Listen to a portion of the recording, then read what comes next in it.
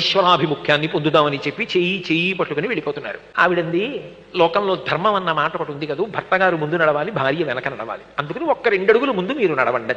ఆయన నడుస్తున్నాడు, వెనక ఆమె నడుస్తోంది. ఆయన నడిచి వెడుతుండగా ఆయనకు ఓ బంగారు గొలుసు ఒకటి అక్కడ కనపడింది. ఆయన ఏం చేశాడంటే టక్కున కాలుతో తొక్కిపట్టి, అమ్మ బాబోయ్ బంగారం గొలుసు, ఇప్పుడు ఇది మా ఆవిడ కానీ చూసిందంటే, ఏమండోయ్ బంగారం గొలుసు అని చేత్తో పైకి తీస్తుంది, గొలుసు తీసిన తర్వాత మళ్ళీ బంగారం గుర్తొస్తుంది, బంగారం తర్వాత సంసారం గుర్తొస్తుంది, ఇది మళ్ళీ వెనక్కి వెళ్ళడానికి కారణం అవుతుందేమోనని కాలుతో తొక్కి నించున్నాడు. ఆవిడంది, ఆగిపోయారేం, ముందుకెళ్ళండి అంది.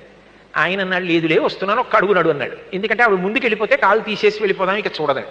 ఆవిడంది, ఇంకా మీకు బంగారం గొలుసు కనపడుతోందా?